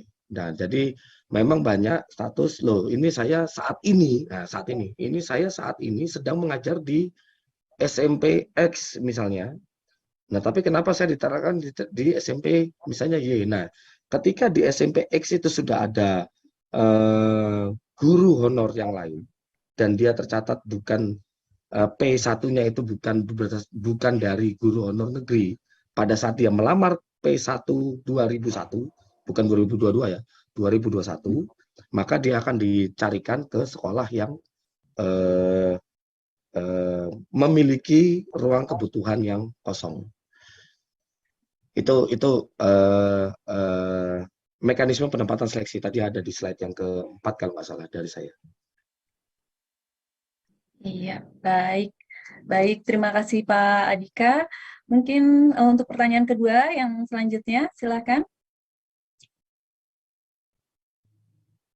Iya, ini ada pertanyaan lagi nih untuk Bapak Adhika lagi dari Pak Nana Supriyatna SPD dari SDN Pekojan 1 Tambora Jakarta Barat. Baik. Assalamualaikum warahmatullahi wabarakatuh. Perkenalkan saya Nana Supriyatna SPD guru PAI SDN Pekajon 1 Tambora Jakarta Barat. Mau bertanya, dikarenakan banyak berita yang berseliweran nih Pak, baik berupa PDF, form, atau lainnya, mengenai tentang formasi khususnya guru PAI di SDN, bagaimanakah agar kita mengetahui info yang valid untuk hal itu? Terutama mengenai formasi ya Pak, dan apakah portal satu pintu untuk buat akun atau daftar ASN itu diinfokan ke seluruh instansi atau ke seluruh sekolah? Ya, silakan Pak Dika. Ya, baik kepada seluruh guru calon pelamar di tahun 2022 ya. Kami mohon betul bantuannya. Satu, berhati-hati terhadap form-form atau apapun itu bentuknya, jika tidak resmi dari pemerintah pusat ataupun pemerintah daerah. Pengumuman resmi dari pemerintah pusat itu yang tadi kami tampilkan di slide terakhir, guru.ppppk.kemdikbud.go.id, itu satu. Kedua, untuk formasi itu akan diumumkan oleh BKN melalui Kanrek BKN-nya. Saat ini sebetulnya kami di pemerintah pusat ataupun di pemerintah daerah, dalam hal ini Dinas Pendidikan atau BKPSDM mungkin sudah tahu formasi-formasi mana yang dibuka. Namun nanti akan ada pengumuman resmi. Di luar itu tolong jangan langsung dipercayalah atau ini itu kita harus berhati-hati dalam hal menghadapi ujian seleksi ini, karena seleksi ini kan sifatnya agak berbeda dengan tahun 2000 dengan tahun-tahun yang sebelumnya. Lebih mengandalkan ke Panselda dibanding Panselnasnya. Lebih mengandalkan seleksi observasinya dibanding seleksi kognisinya. Oleh sebab itu kita harus berhati-hati terhadap penawaran-penawaran formasi, penawaran-penawaran kelulusan dan lain sebagainya dan sebagainya. Cari informasi di situs resmi. Itu aja. Karena kita sekarang sudah online ya, sudah IT gitu, nggak ada lagi tuh form-form PDF apa segala macam. Iya, cukup Bapak. Ya baik. Iya Bapak dan Ibu, jangan lupa hati-hati dan waspada terhadap berita-berita yang hoax ya Bapak dan Ibu. Ya, itu tadi dari Pak Nana Supriyatna. Untuk selanjutnya pertanyaan ketiga, silakan. Ini untuk Pak Dika juga atau Pak Nur Sujital, boleh. Nanti ini dari Bu Gusrila Dwi Putri, ingin bertanya, Assalamualaikum, tadi kan disampaikan bahwa untuk penempatan ditentukan oleh sistem. Jadi, apakah akan ada kemungkinan kami yang berada di bawah naungan Dinas Pendidikan Provinsi ditempatkan di pendidikan kabupaten atau kota? Karena berdasarkan seleksi tahun kemarin, hanya di tahap 3 kami bisa lintas provinsi atau kabupaten kota. Silakan, mungkin dimulai dengan Pak Dika dulu, nanti selanjutnya Pak Nur Sujito. Silakan Pak Dika. Oke, baik. Ini jangankan antar daerah.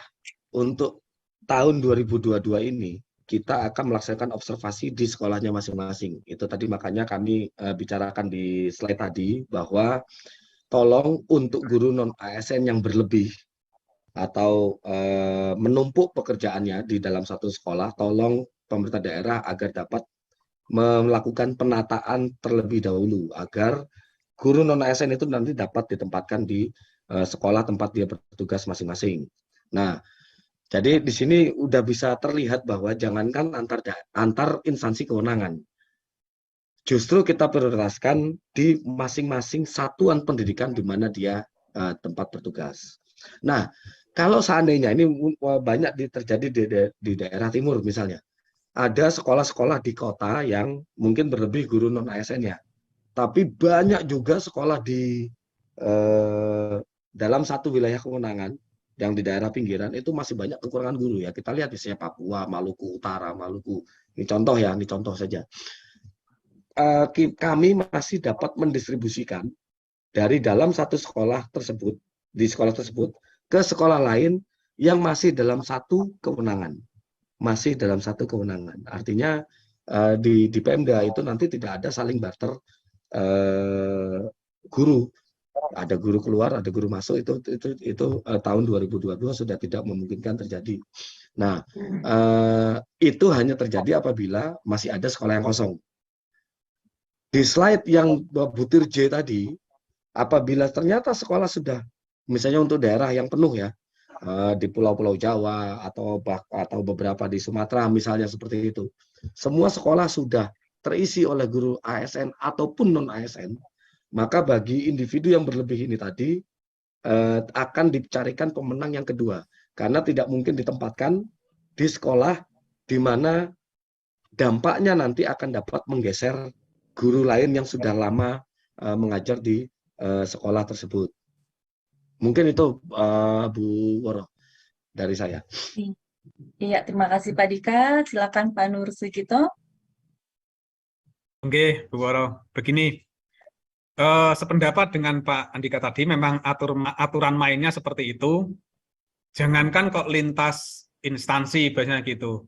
Lintas sekolah dalam satu instansi pun ada mekanismenya. Itu yang pertama. Yang kedua, perlu dipahami oleh teman-teman GTK semua bahwa PPPK nanti dibayar dengan APBD. Dibayar dengan APBD. Meskipun dananya berasal dari DAU maupun dana transfer umum, DTU, mekanismenya ada mekanisme APBD. Mekanisme APBD adalah APBD hanya bisa membayar pada satu kewenangannya. Artinya APBD, misalkan Kabupaten Bojonegoro, hanya bisa SD dan SMP di lingkup Kabupaten Bojonegoro. Tidak bisa keluar ke provinsi maupun keluar ke kabupaten yang lain. Begitu, Bu Woro? Iya, baik. Terima kasih atas jawabannya. Semoga jawaban dari para narasumber hari ini dapat menjawab rasa penasaran dari para sahabat GTK yang hadir pada kegiatan kali ini. Sahabat GTK yang berbahagia, mohon maaf pada kesempatan kali ini kami belum bisa menjawab semua pertanyaan yang disampaikan. Namun jangan khawatir, sahabat GTK dapat mengikuti perkembangan informasi terbaru di media sosial Direktorat Jenderal Guru dan Tenaga Kependidikan. Baik, Bapak Nur Sujito, Bapak Adika Ganendra, Bapak Ade Taufikur Rahman, dan Ibu Siti Ratma Suryani. Untuk terakhir, apakah ada pesan penutup atau closing statement yang hendak disampaikan kepada peserta seleksi guru ASN P3K? Baik, dimulai dari Pak Nur Sujito dulu. Silakan Bapak. Oke, terima kasih Bu Woro. Closing statement-nya begini. Dalam proses pendidikan, guru memang bukan segalanya. Tapi yakinlah, tanpa guru semua tidak ada apa-apanya. Baik, terima kasih Bapak, semangat sekali ini. Silakan untuk Pak Dika Ganendra. Baik, untuk kepada seluruh calon peserta ya, ada beberapa hal. Yang pertama, percayakanlah ini untuk pemerintah pusat dan pemerintah daerah. Karena sebetulnya di luar pengetahuan dari Bapak Ibu, banyak sekali pemerintah daerah yang sampai tim teknisnya itu sampai menginap berhari-hari di kementerian untuk memikirkan bagaimana cara penempatan per individu itu untuk diseleksi ASN tahun 2022 ini. Ini yang mungkin mereka para pemerintah daerah ini juga bekerja ya, tapi tidak bicara ke masyarakat yang ada di kewenangannya bahwa ini loh saya udah bekerja seperti ini. Namun ini yang perlu diketahui, sehingga jika ada apa-apa, tolonglah untuk berkoordinasi terlebih dahulu ke pemerintah daerahnya, entah itu BKPSDM ataupun ke Dinas Pendidikan, sebelum ke Kementerian Pendidikan. Terus yang kedua yang paling penting, besok ini kita akan menyeleksi atau menilai bukan hanya dari sisi kognitif seperti yang tadi saya ceritakan, bukan hanya dari sisi IQ, namun EQ atau afektif dan psikomotor itu juga akan kita nilai. Artinya kita akan memilih individu yang secara utuh, secara komprehensif, secara utuh, bukan hanya dilihat dari peta kognisinya saja. Sehingga yakinlah para Bapak Ibu guru yang ada jauh di sana, itu penilaian ini bukan untuk belas kasihan kepada para individu guru yang sudah lama mengajar atau apa. Ini bukan belas kasihan. Namun kita berubah atau beranjak ke penilaian yang lebih baik, yang lebih komprehensif, sehingga peta-peta potensi yang ada efektif, kebaikan hati, emosional, dan psikomotor, bagaimana diferensiasi siswa, dan lain sebagainya, itu ikut dinilai. yang awalnya tahun-tahun sebelumnya komponen itu belum dinilai. Jadi keyakinan ini mudah-mudahan dapat hal ini dapat menambah keyakinan para calon peserta seleksi guru ASN tahun 2022 ini untuk lebih pede ujian seleksi sekiranya akan dilakukan di bulan November Desember ini nanti. Iya.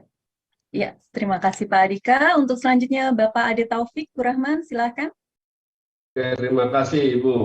Yang pertama saya ucapkan Hari Guru Sedunia untuk guru-guru hebat. Yang terakhir, ayo guru, tingkatkan kompetensimu untuk menuntun siswa kita menuju harapan-harapannya. Dan mudah-mudahan dengan guru yang hebat mampu melakukan transformasi. Ayo, guru bergerak, Indonesia maju. Terima kasih, Bu. Iya, terima kasih Bapak Taufik. Lalu ada Ibu Siti Ratma Suryani, silakan Ibu. Ya, terima kasih Mbak. Terkait dengan seleksi ASN yang berikutnya untuk teman-teman yang akan mengikuti supaya lebih belajar lagi, lebih giat lagi karena sebagai transformator dalam ekosistem pendidikan. Jadi guru harus terus semangat mengembangkan kreativitas, belajar terus tanpa mengenal batas ruang dan waktu. Jadi tidak ada keberhasilan tanpa usaha. Mari kita bersama-sama sejahtera dengan mengikuti ini dengan lebih baik belajar lagi dan tidak lupa berdoa. Kemudian